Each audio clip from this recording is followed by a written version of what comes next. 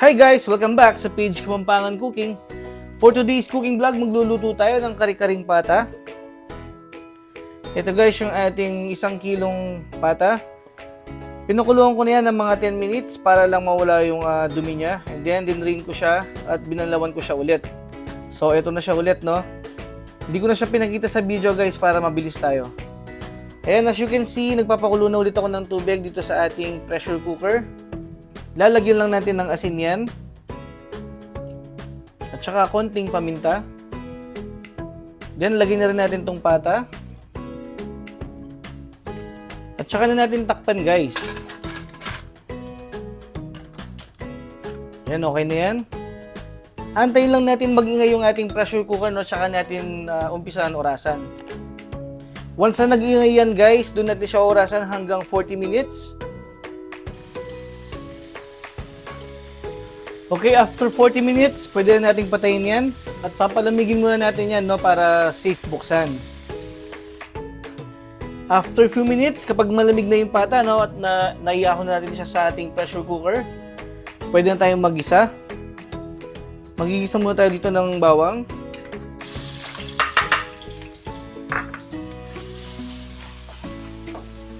Pag medyo light brown na, sunod na rin natin tong sibuyas.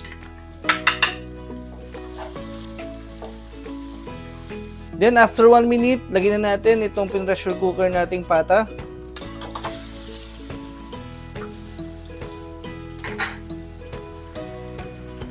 Ayan, igisa lang muna natin yan ng mga ilang minuto. Timplahan muna natin yan ng konting patis para magkalasa na yung pata natin. Tsaka paminta. Haluin lang ulit natin. At ituloy pa natin yung pag-isa ng mga 3 to 5 minutes para kumapit yung lasa ng mga ingredients natin.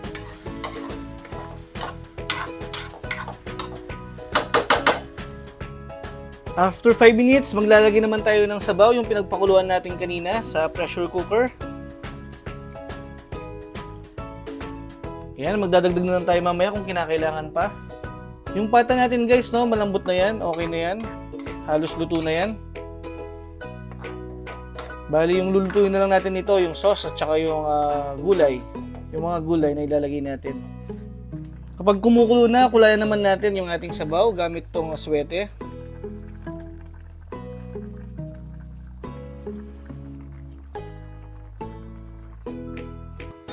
Yan guys, para sa akin okay na yung kulay niyan. Pero kung gusto niyo mas makulay, pwede rin. Mas tagalan nyo lang, no, yung pagbabad ng aswete seed. Ngayon naman, maglalagay na tayo ng peanut butter. Ito guys, Didis peanut butter yung gamit ko. Napakasarap nito. Ang pagkakalam ko, no, sa Pampanga lang nabibili to. Pero pwede naman kayong gumamit ng ibang peanut butter. Maglalagay tayo siguro ng mga halos kalahati nito para mas masarap yung ating kare-kare. Yan guys. Simutin natin para hindi sayang.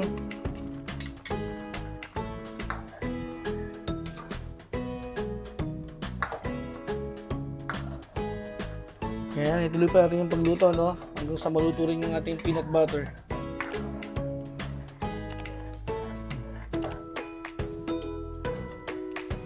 Ayan, after 8 minutes, okay na yung nilagay natin peanut butter, no? Luto na yan.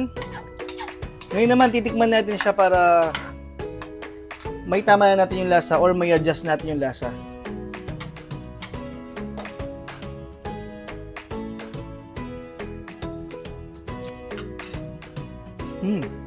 Halos perfect na siya guys, no? Hindi na natin kailangan mag-add ng sugar kasi medyo matamis na rin yung nilagay natin dito sa peanut butter kanina.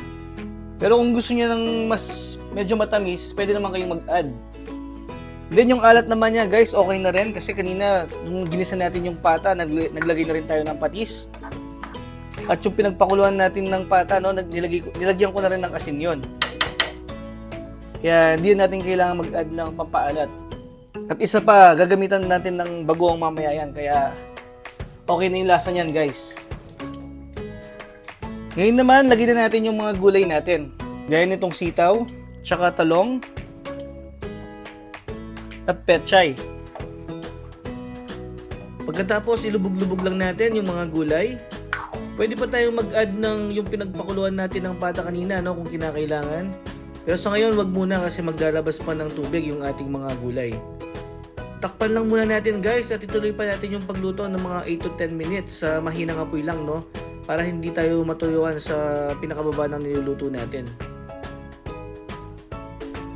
After 10 minutes, okay na yan.